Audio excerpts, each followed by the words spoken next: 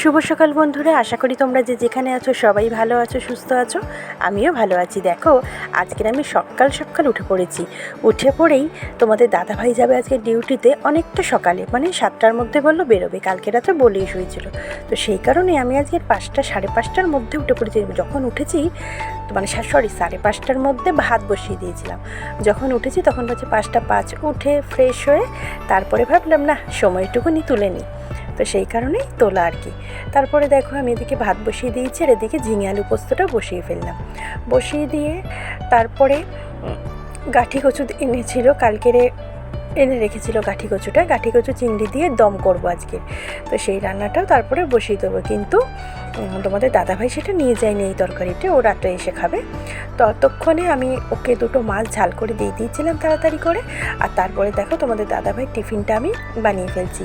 পাউরুটি ঘরে রাখা ছিল, বললো আজকের আর ভাত খাবো না, একটু ডিম টোস্ট করে দিতে। তো সেই কারণেই আজকের আমি পাউরুটি দিয়ে ওকে ডিম টোস্ট করে দিলাম। ও খেয়ে তারপর চলে গেল টিফিন নিয়ে। ভাত, পোস্ত আর মাছের ঝাল। পরে আমাদের মাছটা পাতুরি করেছিলাম, সেটা শেয়ার করব তোমাদের সঙ্গে পুরোটাই। তো চলো দেখতে থাকো। প্রথমে কিছুটা রান্না সেরে নিলাম, এরপরে আমি এখন দেখো গাঠি কচুটা বসিয়ে দিচ্ছি। গাঠি কচু চিংড়ির দমটা বসিয়ে দিচ্ছি। প্রথমে গাঠি কচুটা সেদ্ধ করে নিয়েছিলাম, সেদ্ধ করে নিয়ে ভালো করে লাল লাল করে হলুদ দিয়ে ভেজে নিলাম। তারপরে আলুটা অ্যাড করে দিলাম। আলুটাও বেশ খানিকক্ষণ ভাজার পরে চিংড়ি মাছগুলি দিয়ে দিয়েছিলাম। গাঠি কচু, আলু, চিংড়ি মাছ একসাথে একটু ভেজে নিয়ে তুলে রাখলাম। তারপরে কড়াইতে তেল দিয়ে, একটু বেশি পরিমাণেই তেল দিয়েছি, দিয়ে কালো জিরে ফোড়ন দিয়ে দিলাম পেঁয়াজ কুচিটা বেশ খানিকক্ষণ ভাজা ভাজা করে নিয়ে, মানে যতক্ষণ না পর্যন্ত ব্রাউন কালার এসে গেল ততক্ষণ পর্যন্ত পেঁয়াজটা ভাজতে থাকলাম। তার মধ্যে একটু চিনি দিয়ে দিয়েছিলাম যাতে খুব তাড়াতাড়ি পেঁয়াজটা মজে যায়। তারপরে পেঁয়াজটা ভাজা হয়ে গেলে ওখানে অ্যাড করে দিলাম একে একে আদা রসুন বাটা, হলুদ গুঁড়ো, লঙ্কার গুঁড়ো, পরিমাণ মতন লবণ দিয়ে ভালো করে একটুখানি জল অ্যাড করে মশলাটাকে ভালো করে কষালাম। কষানোর পরে ভেজে রাখা গাঁটি কচু, আলু, চিংড়ি মাছ একসাথে দিলাম, দিয়ে একদম গ্যাসটা সিম করে দিয়েছিলাম। বেশ অনেকক্ষণ ধরে কষিয়ে নিয়ে তারপরে অল্প পরিমাণে জল অ্যাড করেছিলাম। জাস্ট কচুটা তো ভালো করে সিদ্ধ করেই নিয়েছিলাম, কচুটা সিদ্ধই ছিল, ওই আলুটা যেটুখানি সময় সিদ্ধ হয় সেইটুখানি সময়ের জন্য। তারপরে সিদ্ধ হয়ে গেলে গরম মশলা ছড়িয়ে নামিয়ে ফেললাম। গাঁঠি কচু চিংড়ি দিয়ে গাঁঠি কচু আলুর দম, তবে খেতে কিন্তু দারুণ হয়েছিল।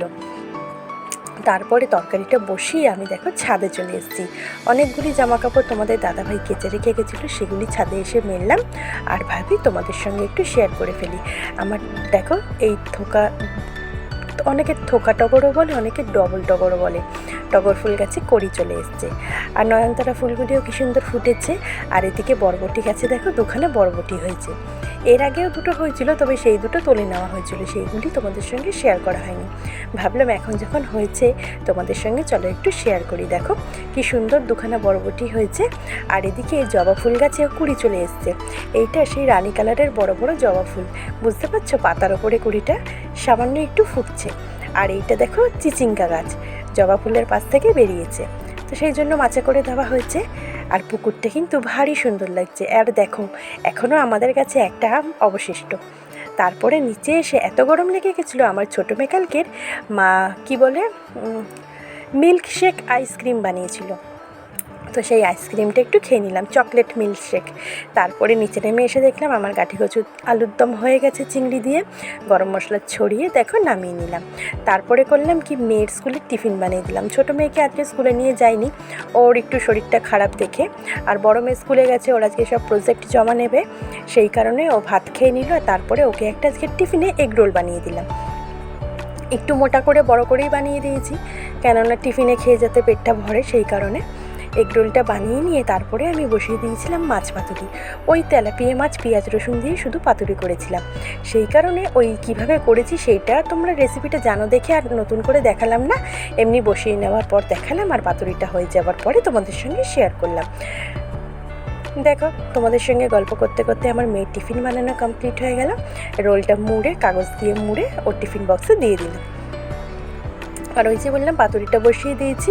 এবার দেখো 45 মিনিট পরে পাতুরিটাকে আমি অফ করে দিয়েছিলাম। এবার পাতুরিটা খুলে চলো তোমাদেরকে দেখিয়ে দিই। তারপরে তোমাদেরকে আমি আরও একটা জিনিস দেখাবো। আমি আমাদের বাড়িতে বলি সাপের কথা, যে ভীষণ সাপের উপদ্রব আছে। তো দেখো কালকে দুপুরবেলা এই বিশাল বড় দাঁড়ার সাপটা একটা ব্যাঙ ধরেছিল, তারপরে ব্যাঙটাকে মুখে নিয়ে চলে গেল। তো বন্ধুরা আজকের মতন ভিডিওটা এ পর্যন্তই। আশা করি তোমাদের ভিডিওটা ভালো লাগবে। ভালো লাগলে অবশ্যই চ্যানেলটা সাবস্ক্রাইব করে আমার পাশে থেকো। এতক্ষণ ধরে আমার সঙ্গে থাকার জন্য আমার সকল বন্ধুদেরকে অসংখ্য ধন্যবাদ জানালাম। সবাই খুব ভালো থেকো, সুস্থ থেকো। টাটা। আজ তবে রাখি, জানাই শুভরাত্রি।